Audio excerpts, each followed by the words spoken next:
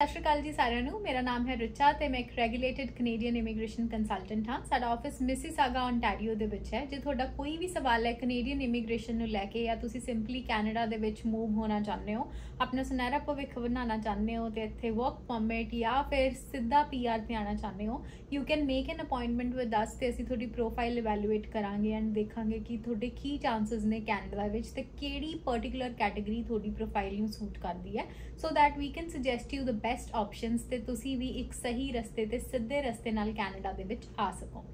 ਅੱਜ ਦੀ ਵੀਡੀਓ ਵੱਲ ਰੁਕ ਕਰਦੇ ਹਾਂ ਤੇ ਅੱਜ ਦੀ ਵੀਡੀਓ ਦਾ ਟੌਪਿਕ ਹੈ ਯੂਕੌਨ ਟੈਰੀਟਰੀ ਦੇ ਵਿੱਚ ਕਿਵੇਂ ਤੁਸੀਂ ਇੱਕ ਪਰਮਨੈਂਟ ਰੈਜ਼ੀਡੈਂਟ ਦੇ ਤੌਰ ਤੇ ਆ ਸਕਦੇ ਹੋ with a simple job offer. ਇੱਥੇ ਵੀ ਵੱਖ-ਵੱਖ ਆਪਸ਼ਨਸ ਹੁੰਦੀਆਂ ਨੇ ਤੇ ਅੱਜ ਦੀ ਵੀਡੀਓ ਦੇ ਵਿੱਚ ਅਸੀਂ ਗੱਲ ਕਰਾਂਗੇ ਕ੍ਰਿਟੀਕਲ ਇੰਪੈਕਟ ਵਰਕਰ ਸਟਰੀਮ ਨੂੰ ਲੈ ਕੇ, ਜਿਹਦੇ ਵਿੱਚ ਬੇਸਿਕਲੀ ਟੀਅਰ 4 ਤੇ ਟੀਅਰ 5 ਕੈਟੇਗਰੀ ਦੇ ਜਿਹੜੇ ਲੋਕ ਨੇ ਉਹ ਅਪਲਾਈ ਕਰ ਸਕਦੇ ਨੇ। ਮਤਲਬ ਜਿਨ੍ਹਾਂ ਦਾ ਵੀ ਐਕਸਪੀਰੀਅੰਸ ਟੀਅਰ 4 ਜਾਂ ਟੀਅਰ 5 ਦੇ ਨਾਲ ਮੈਚ ਹੁੰਦਾ ਉਹ ਇਸ ਪ੍ਰੋਵਿੰਸ ਦੇ ਵਿੱਚ ਅਪਲਾਈ ਕਰਨ ਦੇ ਲਈ ਐਲੀਜੀਬਲ ਨੇ ਯੂਕੌਨ ਕ੍ਰਿਟੀਕਲ ਇੰਪੈਕਟ ਵਰਕਰ ਸਟਰੀਮ ਦੇ ਅੰਡਰ। ਸੋ ਜਦੋਂ ਅਸੀਂ ਗੱਲ ਕਰਦੇ ਹਾਂ ਟੀਅਰ 4 ਜਾਂ ਟੀਅਰ 5 ਦੀ ਕੈਟੇਗਰੀ ਦੇ ਐਕਸਪੀਰੀਅੰਸ ਦੀ, ਤਾਂ ਸਾਡਾ ਮਤਲਬ ਹੈ ਕਿ ਸੈਮੀ ਸਕਿਲਡ ਜਾਂ ਲੋ ਸਕਿਲਡ ਜਿਹੜੀਆਂ ਪੋਜੀਸ਼ਨਸ ਨੇ ਹੁਣ ਉਹ ਵੀ ਟਾਰਗੇਟ ਕੀਤੀਆਂ ਜਾ ਰਹੀਆਂ ਨੇ ਕੈਨੇਡਾ ਦੀਆਂ ਕਾਫੀ ਪ੍ਰੋਵਿੰਸਸ ਦੇ ਵੱਲੋਂ, ਕਿਉਂਕਿ ਉਹਨਾਂ ਨੂੰ ਉੱਥੇ ਲੇਬਰ ਸ਼ਾਰਟੇਜ ਚੱਲ ਰਹੀ ਹੈ ਐਂਡ ਲੇਬਰ ਨਹੀਂ ਮਿਲ ਰਹੀ ਹੈ। ਤਾਂ ਜੋ ਹੁਣ ਕੀ ਕੀਤਾ ਜਾ ਰਿਹਾ ਹੈ ਕਿ ਜੋ ਐਲੀਜੀਬਲ ਇੰਪਲੋਇਰਸ ਨੇ, ਫੋਰ ਐਗਜ਼ਾਮਪਲ ਅੱਜ ਦੀ ਵੀਡੀਓ ਦੇ ਵਿੱਚ ਅਸੀਂ ਯੂਕੌਨ ਦੀ ਗੱਲ ਕਰ ਰਹੇ ਹਾਂ, ਤਾਂ ਜੇ ਤੁਹਾਡੇ ਕੋਲ ਵੀ ਕੋਈ ਐਲੀਜੀਬਲ ਇੰਪਲੋਇਰ ਹੈ ਤੇ ਜੇ ਉਹ ਤੁਹਾਨੂੰ ਜੌਬ ਆਫਰ ਦੇਣ ਲਈ ਰਾਜ਼ੀ ਹੈ ਜੋ ਐਟਲੀਸਟ 30 ਤੋਂ 35 ਘੰਟੇ ਪਰ ਵੀਕ ਦਾ ਤੁਹਾਨੂੰ ਹੋਵੇ ਤੇ ਐਟਲੀਸਟ 1 ਸਾਲ ਦੇ ਲਈ ਹੋਵੇ, ਪਰਮਨੈਂਟ ਜੌਬ ਆਫਰ ਹੋਵੇ, ਤਾਂ ਤੁਸੀਂ ਵੀ ਹੁਣ ਯੂਕੌਨ ਟੈਰੀਟਰੀ ਦੇ ਵਿੱਚ ਥਰੂ PR ਆ ਸਕਦੇ ਹੋ। Obviously ਜੇ ਤੁਹਾਡੇ ਕੋਲ ਵਰਕ ਪਰਮਿਟ ਨਹੀਂ ਹੈ ਤਾਂ ਤੁਸੀਂ ਪਹਿਲਾਂ ਵਰਕ ਪਰਮਿਟ ਲੌਂਚ ਕਰੋਗੇ ones your nomination application is approved, ਤੇ ਵਰਕ ਪਰਮਿਟ ਦੇ ਰਹਿੰਦੇ ਹੋਏ ਤੁਸੀਂ ਕੰਮ ਕਰ ਸਕਦੇ ਹੋ ਕੈਨੇਡਾ ਜਦੋਂ ਤੱਕ ਤੁਹਾਡੀ ਜਿਹੜੀ PR ਦੀ ਐਪਲੀਕੇਸ਼ਨ ਹੈ ਉਹ ਅਪਰੂਵ ਨਹੀਂ ਹੁੰਦੀ। ਤਾਂ ਕ੍ਰਿਟੀਕਲ ਇੰਪੈਕਟ ਵਰਕਰ ਕੈਟੇਗਰੀ ਦੇ ਅੰਡਰ ਕੀ ਐਲੀਜੀਬਿਲਿਟੀ ਰਿਕੁਆਇਰਮੈਂਟਸ ਨੇ ਕਿਸੇ ਫੋਰਨ ਨੈਸ਼ਨਲ ਦੀਆਂ, ਅਗਰ ਉਹ ਵੀ ਉੱਥੇ ਸੈਟਲ ਹੋਣਾ ਚਾਹੁੰਦੇ ਨੇ, ਤਾਂ ਇਸ ਵੀਡੀਓ ਦੇ ਵਿੱਚ ਅਸੀਂ ਉਹ ਵੀ ਡਿਸਕਸ ਕਰਾਂਗੇ। ਸਭ ਤੋਂ ਪਹਿਲੀ ਰਿਕੁਆਇਰਮੈਂਟ ਹੈ ਜੀ ਤੁਹਾਡੇ ਕੋਲ 6 ਮਹੀਨੇ ਦਾ ਜਿਹੜਾ ਹੈ ਉਹ ਐਕਸਪੀਰੀਅੰਸ ਹੋਣਾ ਚਾਹੀਦਾ ਹੈ related to the job offer ਜੋ ਵੀ ਤੁਹਾਨੂੰ ਦਿੱਤੀ ਜਾ ਰਹੀ ਹੈ। ਤੇ ਇਹ ਜਿਹੜਾ ਐਕਸਪੀਰੀਅੰਸ ਹੈ ਉਹ ਤੁਸੀਂ ਕਿਵੇਂ ਐਕਸਪਲੇਨ ਕਰੋਗੇ ਆਪਣੀ ਐਪਲੀਕੇਸ਼ਨ ਦੇ ਦੌਰਾਨ। ਤੁਸੀਂ ਆਪਣੇ ਪ੍ਰੀਵੀਅਸ ਜਿਹੜੇ ਇੰਪਲੋਇਰ ਤੋਂ ਜੌਬ ਲੈਟਰ ਲਗਾ ਸਕਦੇ ਹੋ, ਪੇ ਸਟਬਸ ਲਗਾ ਸਕਦੇ ਹੋ, ਟੈਕਸੇਸ਼ਨ ਡਾਕੂਮੈਂਟਸ ਹੋ ਸਕਦੇ ਨੇ। ਤੇ ਇਹ ਜਿਹੜਾ 6 ਮਹੀਨਿਆਂ ਦਾ ਐਕਸਪੀਰੀਅੰਸ ਹੈ ਉਹ ਪਿਛਲੇ 10 ਸਾਲਾਂ ਦੇ ਅੰਦਰ ਹੋਣਾ ਚਾਹੀਦਾ ਤੇ ਐਕਸਪੀਰੀਅੰਸ ਕਿਤੇ ਵੀ ਨਹੀਂ ਲਿਖਿਆ ਕਿ ਸਿਰਫ ਕੈਨੇਡਾ ਦਾ ਹੋਣਾ ਚਾਹੀਦਾ, ਕੈਨੇਡਾ ਤੋਂ ਬਾਹਰ ਦਾ ਵੀ ਹੋ ਸਕਦਾ ਹੈ। ਤਾਂ ਕੁਝ ਕੈਟੇਗਰੀਜ਼ ਦੀਆਂ ਆਪਾਂ ਐਗਜ਼ਾਮਪਲ ਦੇਵਾਂਗੇ ਤੁਹਾਨੂੰ ਕਿ ਕਿਹੜੀਆਂ ਕੈਟੇਗਰੀਜ਼ ਨੇ ਜਿਹੜੀਆਂ ਉਹ ਟੀਅਰ 4 ਤੇ ਟੀਅਰ 5 ਦੇ ਵਿੱਚ ਆਉਂਦੀਆਂ ਨੇ।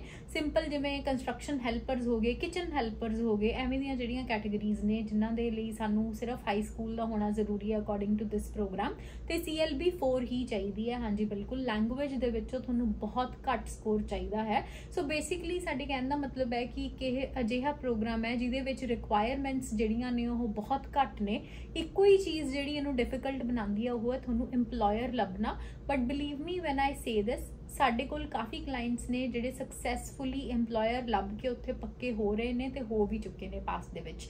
ਸੋ ਅਸੀਂ ਵੀ ਤੁਹਾਡੇ ਕਨਵੀਨੀਅੰਸ ਦੇ ਲਈ 3 ਅਜਿਹੀਆਂ ਵੈਬਸਾਈਟਸ ਲਿੰਕ ਦੇਵਾਂਗੇ ਨੀਚੇ ਡਿਸਕ੍ਰਿਪਸ਼ਨ ਬਾਕਸ ਦੇ ਵਿੱਚ, ਸੋ ਦੈਟ ਤੁਸੀਂ ਵੀ ਦੇਖ ਸਕੋ ਕਿ ਕਿਹੜੀਆਂ ਜੌਬ ਓਪਨਿੰਗਸ ਨੇ। ਤੁਸੀਂ ਡਾਇਰੈਕਟਲੀ ਇੰਪਲੋਇਰਸ ਨਾਲ ਰੀਚ ਆਊਟ ਕਰੋ।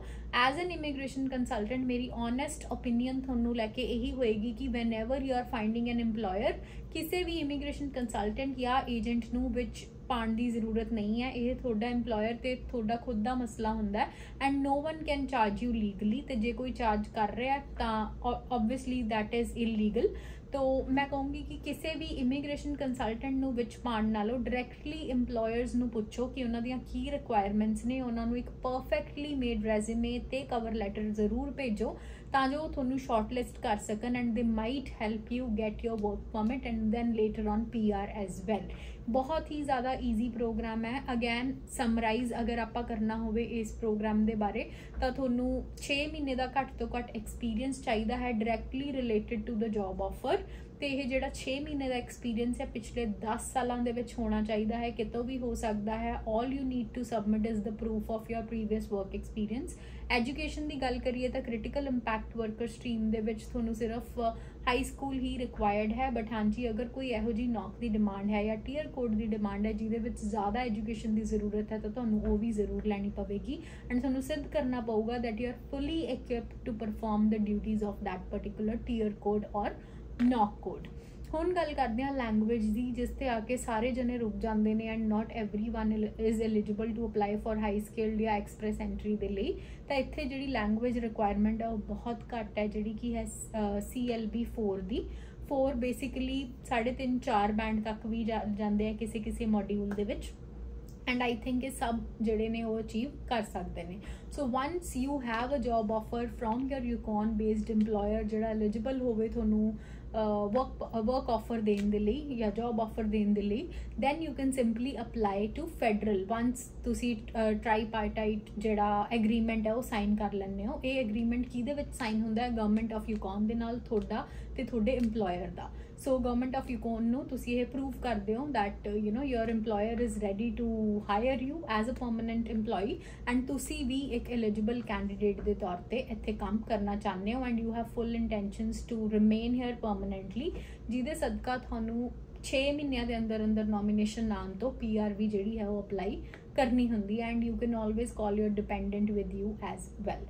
If you have any questions या तुसी कोई खास प्रोविंस बारे जानकारी चाहते हो तो तुसी चाहते हो कि असीं उहदे ते वीडियो बनाइए या थोड़े स्पैसीफिक क्वेश्चनस ने, आई वुड सजैसट यू कि leave a comment down below और book an appointment with us, ताकि आपां जिहड़ी डिटेल दे विच थोड़ी प्रोफाइल है जिहड़ी ओह देख सकीए, so that we can help you in your immigration journey.